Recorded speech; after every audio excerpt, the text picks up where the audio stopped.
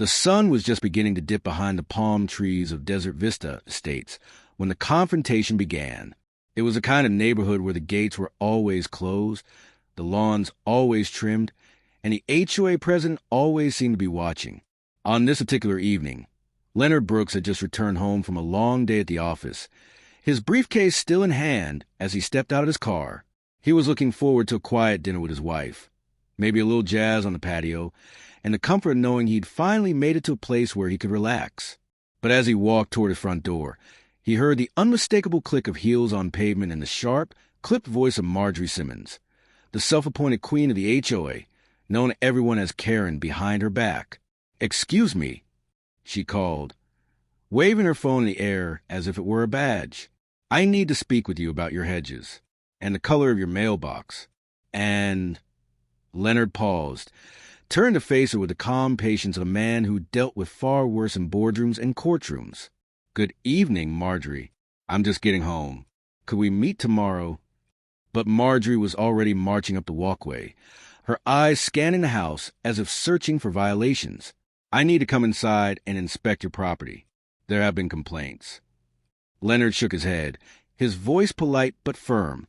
"No, Marjorie, you're not coming into my house. If you have concerns, send me a letter or schedule an official inspection with the board." Marjorie's face flushed with indignation. "You can't refuse me. I'm the HOA president. I have every right to enter."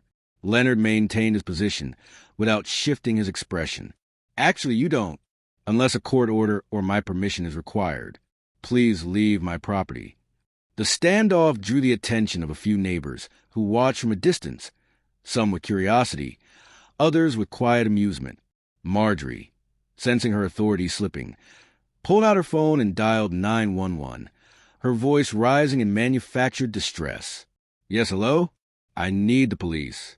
There's a man here refusing to let me into his house. He's being aggressive."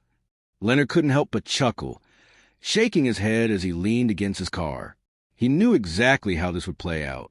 Marjorie was unaware that his wife, Angela, was a lead dispatcher at the nearby 911 center, and that she had just begun her shift.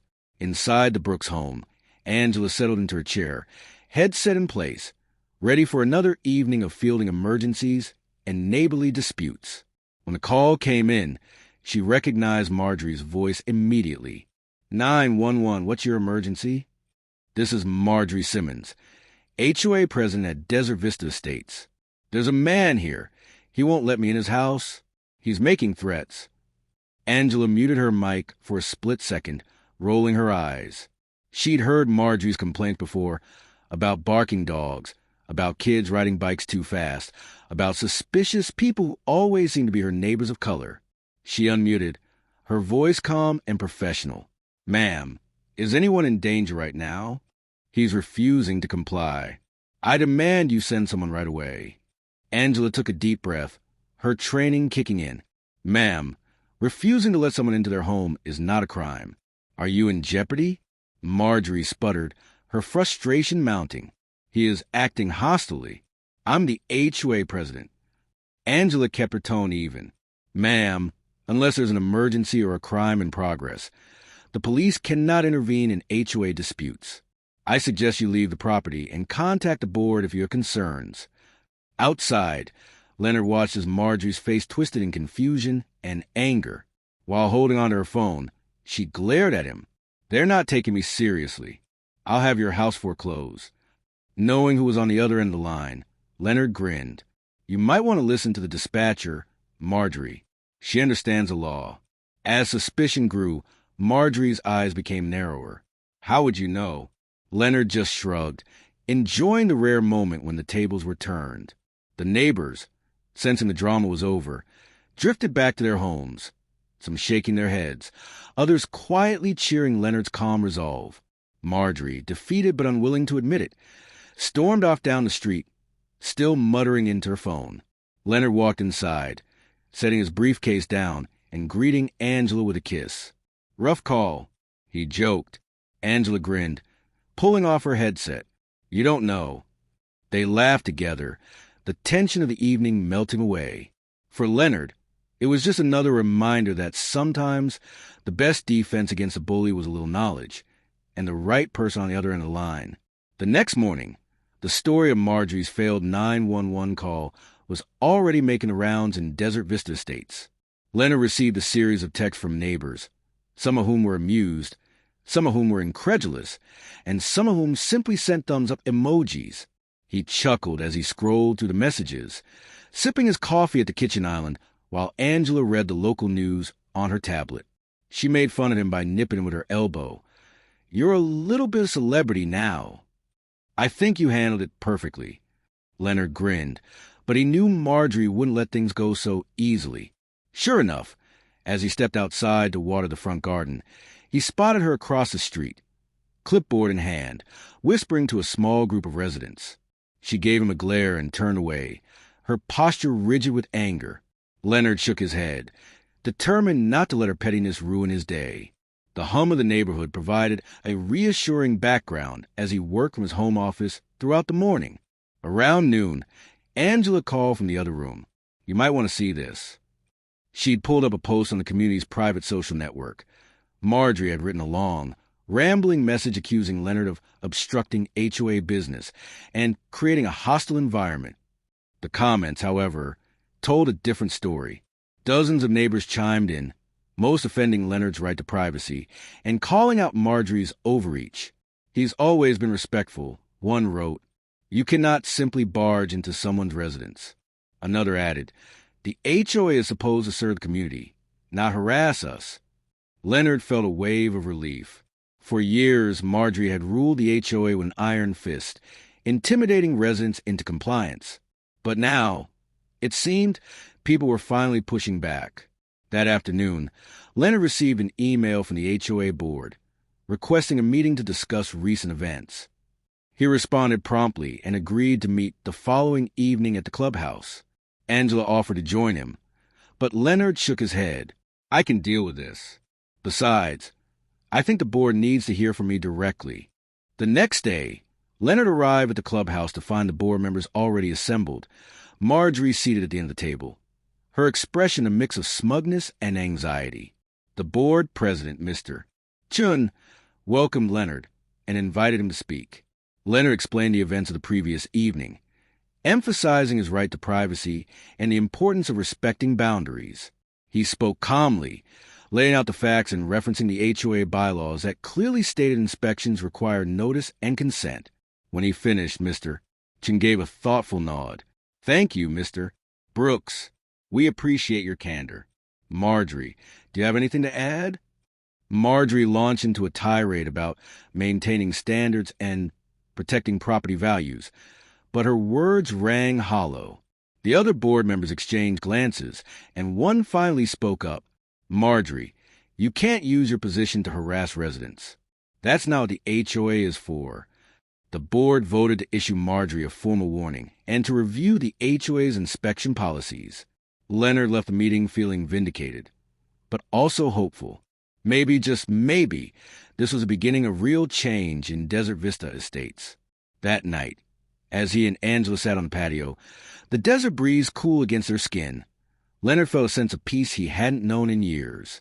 "You know," he said, "I think things are finally turning around." Angela smiled, resting her head on his shoulder. "That's what happens when you stand your ground and have a little help from the inside."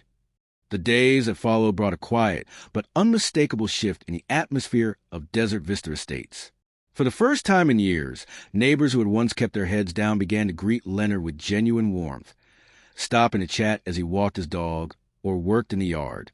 Some thanked him for standing up to Marjorie, sharing their own stories of her overreach, fines for garden gnomes, threats over mailbox colors, even a warning about a child's lemonade stand. Leonard listened, offering a sympathetic ear and gentle encouragement. "You have rights," he reminded them. "Don't allow anyone to make you feel any other way."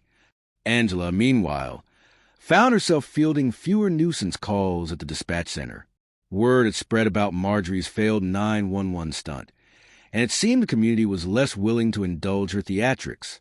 The board's formal warning had clipped her wings, and for a while, Marjorie kept a low profile, Her usual patrols around the neighborhood replaced by furtive glances from behind her curtains.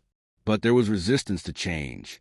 Leonard was sent a certified letter by Marjorie one afternoon, in which she accused him of creating a hostile environment and threatened to escalate the situation to the HOA's legal counsel.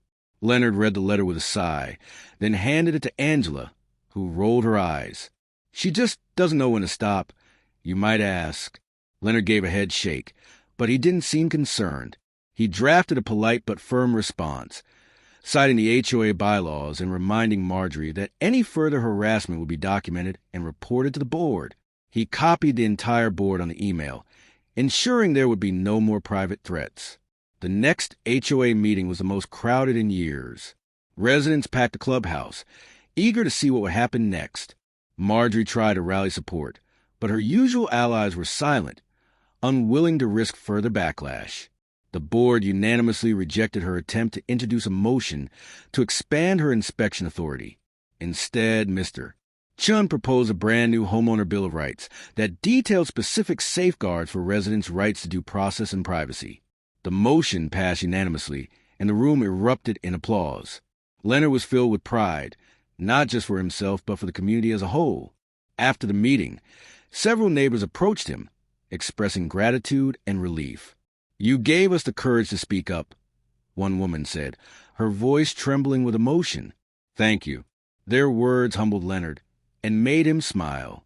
He and Angela had a quiet dinner at home that evening to celebrate the small victories and the promise of better days ahead. As the sun set over the desert, Leonard reflected on how much had changed in just a few weeks. He realized that true community wasn't about rules or regulations. It was about respect, trust, and the willingness to stand together when it mattered most. And as he looked across the table at Angela, he knew he was exactly where he belonged. The Desert Vista Estates neighborhood blossomed in multiple ways as spring settled in. The new Homeowner Bill of Rights was posted on every community bulletin board and emailed to every resident, a clear sign that the days of unchecked HOA power were over.